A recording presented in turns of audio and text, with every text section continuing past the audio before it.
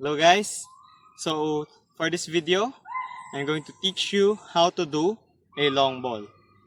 Okay, so I'll do different videos teaching different ways of kicking, like curve, volley, normal shot. Okay, but for today I will try to show you guys how to do a long ball or long pass. So let's go.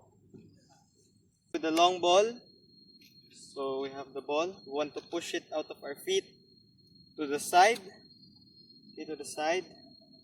When you're shooting, we push it in front. This time, I want really to the side.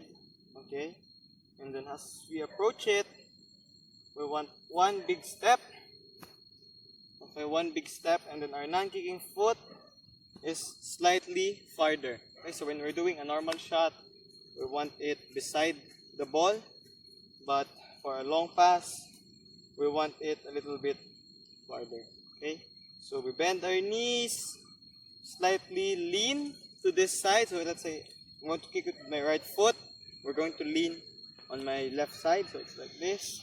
We want to lean back. We lean forward, it won't go high. So lean back, then your knees lean back, and then kick the ball. Okay, so I'm gonna show you.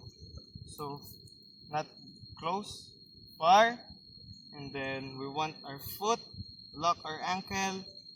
When we're shooting, it's like this, but when we're doing a long ball, we want it low like this. Okay, so not like this, but like this. We want to hit it at the bottom of the ball, and then with our foot, want to hit it here on, or want to hit it here on the laces. So it's like this. Okay, non-kicking foot, bend your knees, low like this. Okay. So again, we approach, lean back, bend our knees, hit it at the bottom, and short or relaxed follow through. It's like this. So it's just a golf swing. Okay. We don't want to kick it very hard.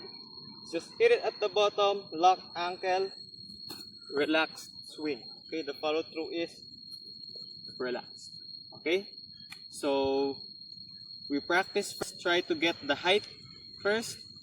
Practice hitting at the bottom, and then if you get comfortable, try to kick it harder. But we don't want to kick it as hard as we can. We want a relaxed form, like a golf swing, and the distance will come. Okay, so practice makes perfect.